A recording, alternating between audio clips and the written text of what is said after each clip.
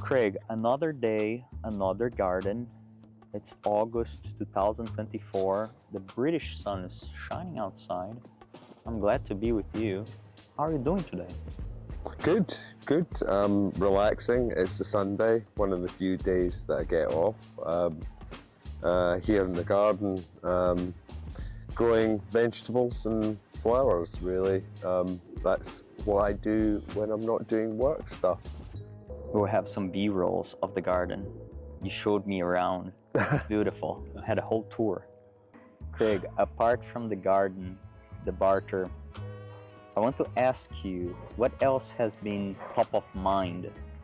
And I'll bring you this quote that is close to my heart. What has been the main thing? Because the main thing in life is to keep the main thing the main thing. If you don't know what the main thing is, how can you possibly know what to say yes or no to? As the Stoics said, if you don't know where you're sailing, no wind is favorable. I think it's about sensing what's coming on the wind, right? And the main thing for me, I no longer talk about CRO, although I may have done so in the past, disclaimer, but I could sense that the industry was really changing and moving towards a mature discussion about the role of experimentation, right? The scientific method, right? Not really the main thing for me now is trying to figure out how is AI going to change the nature of work for all the teams, all the companies that I work with, at my clients. What's happening to my clients because of AI? As a consultant who is trying to help companies get better at doing experimentation, do I think that experimentation is going to look the same in a few years? No, of course not, because AI assist and augmentation with AI is going to be a huge thing, and it's happening to research and discovery work and extracting insights from customer feedback. It's happening in terms of the way tools mine insights, figure out problems, come up with ideas. And it's very difficult to know exactly how it's going to change and what people are going to end up using. I think we're in very early stages of this, but I also sense that this is a change. It's not going to go away. It's not a fad. There's an argument that AI isn't being as productive as the claims made for it. Just wait until you figure out how to actually use it properly, and then you will, right? Because every company has a unique set of problems, and how you wire up AI to help you with those is going to be different for everyone. But if you don't go through that process of figuring out how could it actually help us here, then you're probably going to miss out. That's the main thing for me, is figuring out, okay, let's summarize it in one sentence, figuring out what the F is going to happen. You have this natural inclination right now to go towards what's happening in AI and how it augments the bicycle of the mind, as we were chatting before. And you already gave the disclaimer. You've done CRO in the past. I feel like you're already helping us to get to the main course of our conversation. I would love to get your reaction on this statement that I've been chatting with others. Product, is it the future of experimentation? And how do you see AI as part of this? It fundamentally alters the way that product teams work. Let's work backwards, right? Let's imagine you're looking at an average size company, maybe doing tens of tests a year, maybe hundreds of tests a year, if they're very lucky, thousands of tests a year. So the first time I set eyes on their experiment backlogs, every one of these companies, I was really confused, right? There were a team of us looking at all of these, and the thing that we couldn't understand was why the experiments were so terrible, right? There were badly designed experiments, really poor execution, just awful ideas, things that wouldn't really teach you anything, things that were always going to be likely to be inconclusive or be a dead end.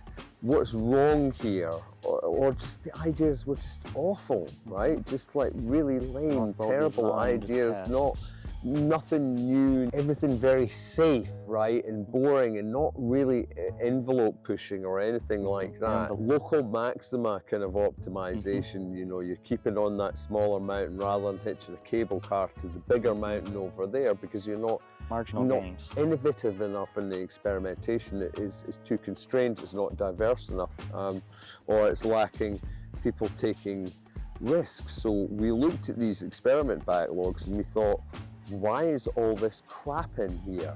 Why is this crap in here? And we worked backwards from that, and we asked the guys who built the experiments, why is all this crap in here? And they said, don't look at us. We only build the stuff, right? We just put together what essentially the experiment design. They've chucked a grenade over the fence to us, and we just build that. Okay, so it's not, so they're just accepting the way this is built. There's no pushback, there's no one else involved at this point. Okay, so why don't we go back one stage in the process, and we'll go back to the product manager and ask them, why is all this crap in here?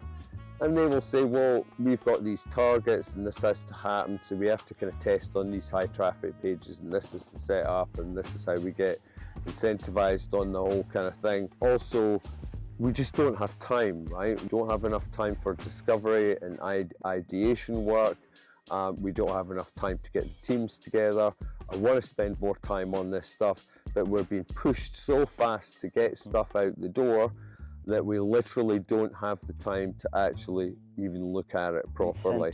Right? And then you're like, oh, it's not really their fault either, right? So then you go back to the people who are getting the ideation from the research, and you pick over the research, and you think, well, why did you fucking do this really shitty research? Why didn't you drive some great stuff?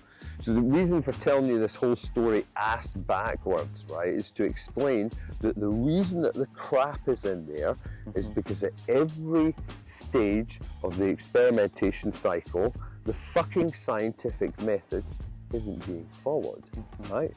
The research and the exploration and understanding the customer's problem and proving it's there and quantifying it and seeing it from all angles, understanding all the perspectives of that problem inside out is not there. So when it comes to coming up with a solution or something that might fix it, people jump to conclusions. The research isn't good enough to really help them understand the problem well, so the solution that they come up with isn't really very good either, right? And then the experiment that gets built is a whole load of crap because nobody ever thought about that when they were actually coming up with the idea. I had a website that was doing 100 million a year. How many people in the CRO industry would I trust to run experiments on my webpage? Spicy take. I can think of less than five people that I would actually trust to do it, right? So what is the problem here? Well, the problem here is this gap between what the scientific method promises and, you know, all the stuff we've got, the technology here you're using now, the camera, the phone, communications network that we're using, all of these came from the scientific method, right? And when it's done properly, it's an amazing thing, right? And it helps. Experimentation should help us as well. But the problem is that there's such a variability in skill levels of teams. It's very, very hard to find single individuals that have all these multifaceted skills. So you have to then accept that it's probably very hard to find, to hire an optimal product team or product experimentation team, right? So you're essentially running all these teams with a lot of people who have a huge variety of experience doing the scientific method and thinking in terms that the best experts in our field would think in. I know that those 5 people that I would ask to run experiments on my site will think reflexively day to day in an experimentation mode. They'll be thinking in null hypothesis terms, right? Nobody will need to remind them of the things that they need to do in order to run good. It becomes a reflexive skill. It's a reactive thing. It's something you practice and are doing every day. Other areas of life. How do we get people to have better skills here? Well, we can send them on training courses. We can give them 3 years of running experiments. rarely do people get enough volume of running experiments to even figure out what it's kind of all about, and people move on a lot from CRO jobs. So the problem here is the reason all that crap is ending up in the backlog is because we have highly variable skills involved at all stages of the experimentation process. And this is where AI comes in, because AI can plug the skills gap, and we've seen that really experienced people not getting a huge benefit from AI, maybe from the automation side of it, but it's not helping them with their critical thinking. The critical thinking is already there. It's their day-to-day job, right?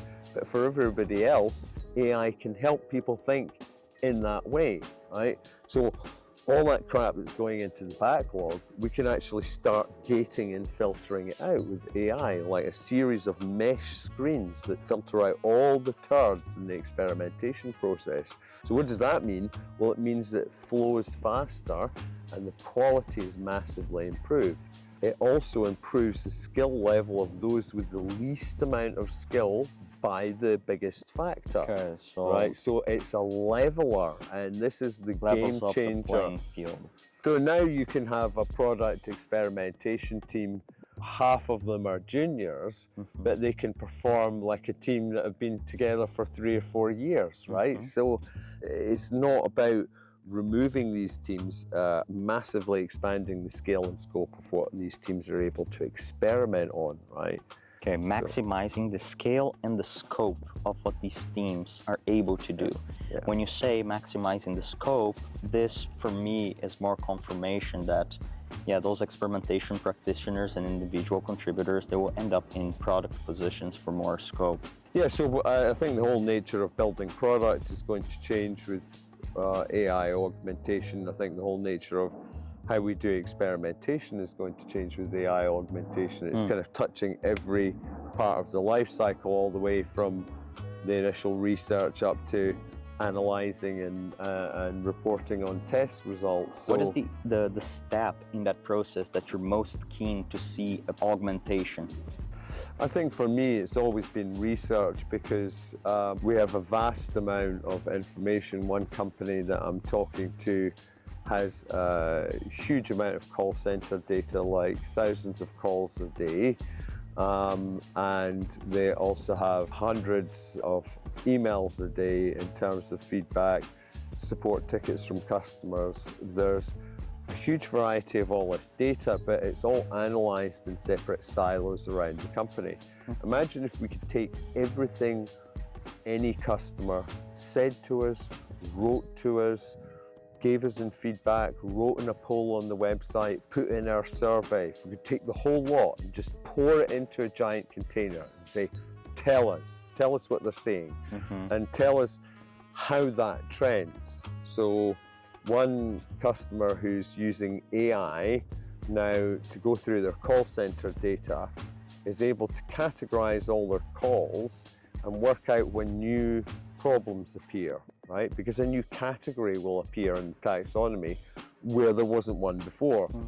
And what they discovered was they'd launched a busted app on the App Store. And what happened was a very few calls started to come through.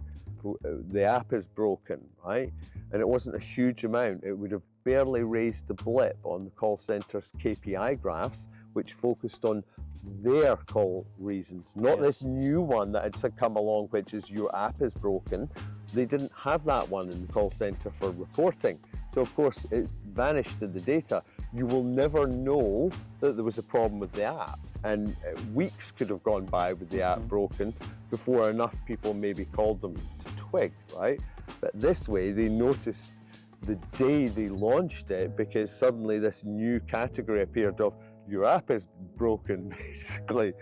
And they were able to notice it, and a traditional system wouldn't be able to do that. But also you can be mining all of that feedback to help you write amazing copy or understand what the main problems that customers have. So I think the research side and the ideation part of this is probably the most thrilling bit of it for me, where it will change. You see a lot of opportunity and efficiencies on this digesting, processing, and giving output on basically like what I would call user-generated data in just multiple sources. UGD, I like that. Yeah. And a lot of this traditionally hasn't been used. A lot of it is in text. The tools really haven't been there, despite what people say. But with LLMs, we've got better methods of processing this text, right? And now we can start to actually use the customer text as a lens through which to see our product, a lens through which to write copy that's written in customer language, that mentions value propositions written in ways that will resonate with their mental models. We can use the customer's own words to fuel how we create. Yeah, and I found best copy is generated using LLM tools is from customer delight, right? So we took in workshops, we took people through this thing with some Disney feedback. We said, write some copy for a Disney, a landing page for a Disney theme parade experience day, like with the characters and parades, right? All that stuff, right? And it writes some copy and it's like really lame and middle of the road. And like you show it to anyone and say, would you use that? Yeah, like, yeah, I suppose so, but it really sucks, right? There's some indefinably bad and middle of the road about it, and it doesn't resonate with you. Because we then give the same prompt, but we just take like 10,000 happy Disney customers and say, use that, right? And then when it writes the copy's like, all written in ways that the customers actually used to describe the character and parade experience that they had. So now you're not only reaching that customer, there's probably other people who will also understand when you use those words the same thing that that person had in their head, right? So you're actually able to kind of read people's minds in a way for the copywriting. It's quite clever. Craig, I want to move to a different topic here. It's still part of our main course. Talking about the giants, people that inspired you. I like this quote from Newton, right? If I've seen further, it's because I stood in the shoulder of giants. And I remember this series you had on LinkedIn, surfacing and highlighting some of the mentors and people that inspired you. I would love to get your perspective from who were those mentors, those giants that you stood on the shoulders. There's like 25 of them. I've written a series on LinkedIn about them. It's been quite interesting to kind of try and figure out how are all the different ways that they kind of helped me, but it was a good way of recognizing who fundamentally altered my trajectory or the way that I did work, or dispelled some really important myth or stupid way of working, right? And there's probably kind of too many to mention. I think one of the first guys that taught me something useful was a guy called Gary Bunker, who taught me how to be a moderator in usability labs. So we would basically practice, and I would go in and try to be the moderator, and I would take along stuff that I was working on, right? And I was doing this on a regular basis, and it took a couple of years, 18 months, 2 years before I got even decent. I mean, at first when I was doing it, he was laughing sometimes, right? Because like I would say things like, I would point like where to click on the screen. You can't do that, right? Like, I can't lead people, okay? I can't tell them where stuff is. If they ask me questions, I've got to try and answer in a way that doesn't tell them. How do I do all that, right? And every week it was like Karate Kid, wax on, wax off. I would go in and do it again and fail again and again and again and again. Then after a period of time, I was becoming, he said, yeah, you're actually getting okay at this. And I was like, okay, right? I'm not like good. No. And the answer was, I knew people who were way better at it than me, right? But the thing that he taught me through that whole process was that no design survives first contact with users, right? No design survives first contact with users, right? So no matter how wonderful a design that you have, I used to think, oh, I'm like, I'm like into all this stuff and analytics and design, like, oh, to be able to design really great things that people will love, right? And I would bring them along to the lab, and I would get quite angry at first because what I thought was is that people were fucking criticizing my shit, right? I was really pissed off, right?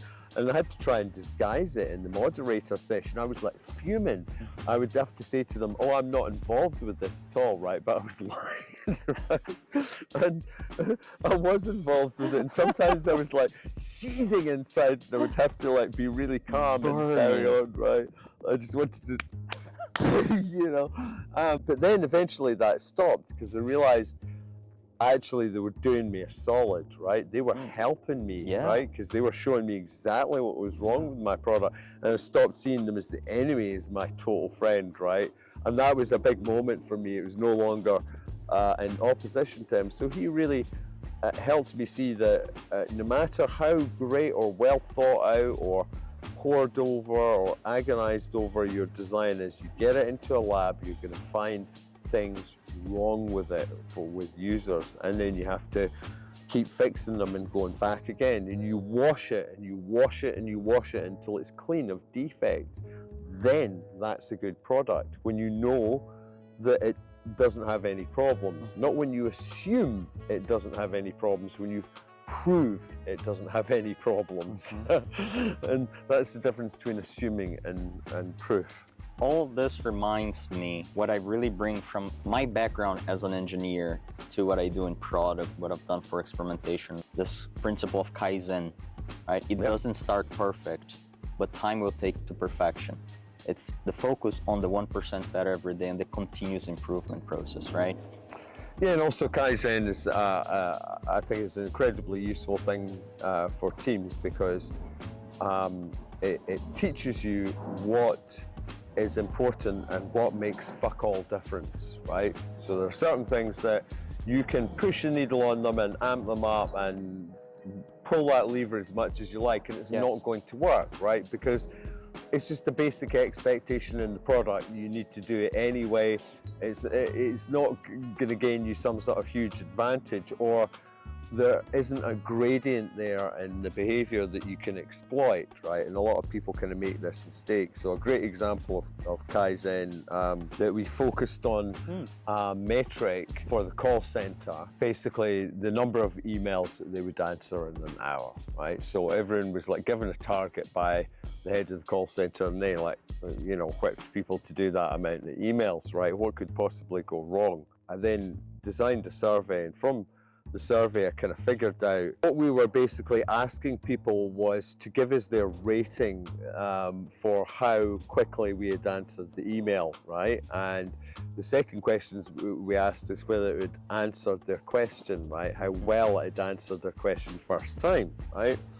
And the answer to so we did regression against the NPS scores to basically work out if we answer emails more quickly, will it make people phenomenally happier? And the answer was no, because there was a threshold of about people start to sort of maybe worry they haven't had an email after like 4 or 5 hours. It's not like, you know, 5 minutes, they'll be like, I haven't had a response to my form that I put in. So their tolerance level's a lot longer. So we used to shut the call center off sometimes and give people a web form because it punted their call into the future, right? And it just managed sort of demand. So the thing we realized from the email thing is that speeding up the response time by overstaffing the call center or giving them insane targets wasn't going to work, right? But then we looked at answering the question first time. When they had answered the question first time, the gradient was like this, right? So the better we were at answering the question first time, the higher the satisfaction score soared, right? So there must be something about what was happening.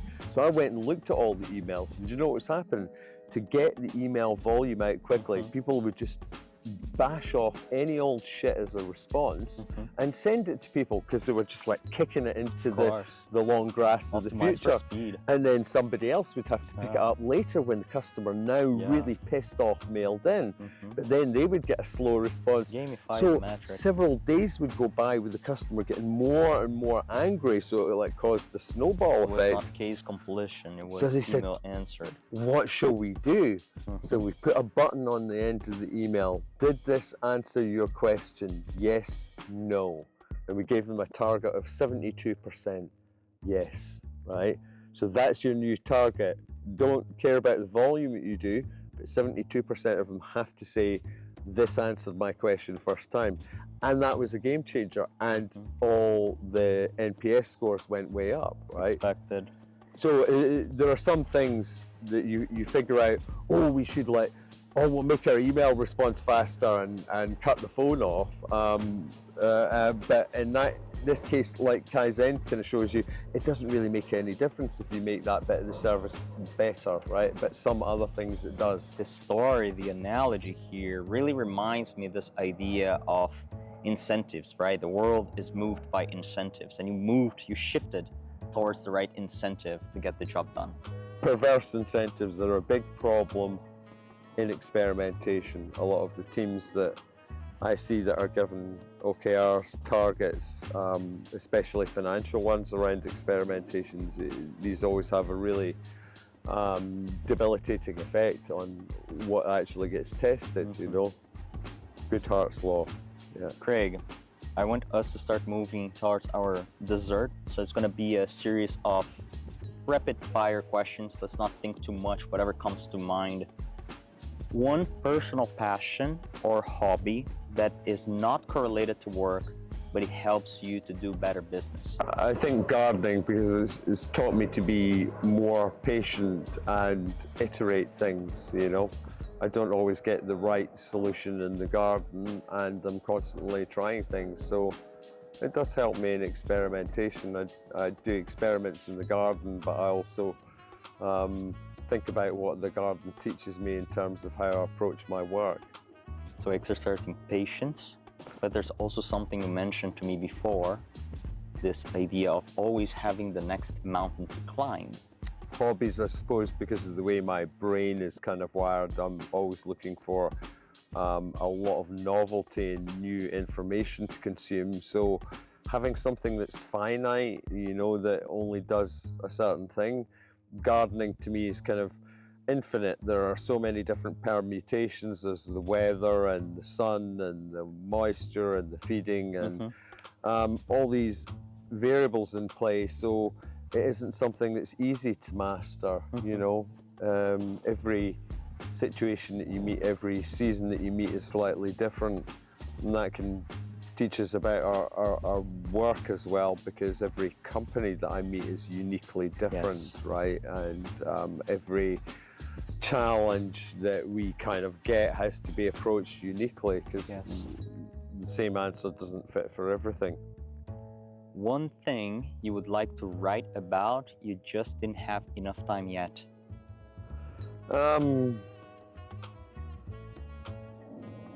About what growing plants has taught me in terms of kind of personal spirituality, right? And that's very interesting in understanding that when I look at a plant now, I don't see just a plant. I actually see something that exists for 365 days of the year. I see all the plants that it is. So a plant in a pot to me is representative of the bigger thing that exists in nature, and it's an amazing spiritual connection that, and I would like to write about it, but I just haven't really been able to grapple with it and get it into a shape that I think would help other people to understand it. It's in my head. I'm not doing a great job of explaining it, but it's about why I connect spiritually with the garden and what it teaches me as a human being about respecting nature and looking after it is incredibly important. Tell me one read that every optimizer out there should go through. Cialdini, because there are a lot of kind of pop psych books. Some are better, some are worse, but a lot of them are written to be really interesting and readable, but you're left with a nagging feeling like after eating candy floss that you haven't really had dinner, right? It's just a light meal, and how do I actually put this into practice at work? And that's where some of them can fall down. So Cialdini's stuff is what I would say is pretty much a good set of foundational principles for psychology of product design. And once you kind of understand them and how they work, pretty much most of the rest of the books will seem pretty familiar to you. So I think out of all the psychologists' work that I've read, his stuff has had staying power. It's lasted with me the longest, and it still resonates with me today. He's created the foundational principles. Doesn't mean you don't have to read new research about people's behavioral response to things. It's just he will give you a very good basic grounding as a starting point. Foundation. Yeah, the foundation. Read his stuff. It's important. Give me one quote that it's important for you. One quote.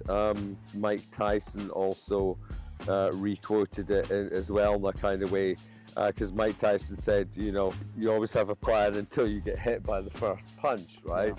But I think he was paraphrasing Sun Tzu, who said no plan survives first contact with the enemy, right? And that's true, that the winner on the battlefield, or the winner of any kind of like skirmish, is not the one that has the better plan, who turns up on the day. It's the one who is most adaptable to the changing circumstances. And Darwin understood that as well. That is the secret of evolution, is prospering under changing circumstances, and that's what drives evolution forward. We should take note. Adaptability. It's not about the survival of the fittest. It's about adaptability of species, right? And that's the key secret to it. If you could rent a billboard in central London to answer to money buy happiness, what would you write? No, it doesn't buy happiness, but poverty causes suffering, and there's a balance in society. How can we justify billionaires who pay 3 or 4% effective tax rates when we have people who are starving or can't afford to heat their home during winter? We have to ask ourselves as a society, is this, no money doesn't buy you happiness, but no money buys you suffering. A piece of advice you would give to the 25-year-old Craig? The same piece of advice that a guy gave me around that time, which was, Craig, you do some amazing work and come up with some amazing stuff and go some amazing places. But when you go to these amazing places, make sure you bring other people along with you. Right? And bring other people along. That was a solid piece of advice, right? Because he said, you get to this amazing place and you're like, oh, this is great here, and you turn around to tell everyone how great it is, and there's nobody there, Craig, right?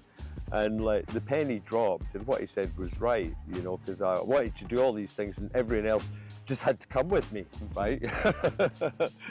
Craig, to close, where people find you, and are you currently accepting new clients to work with?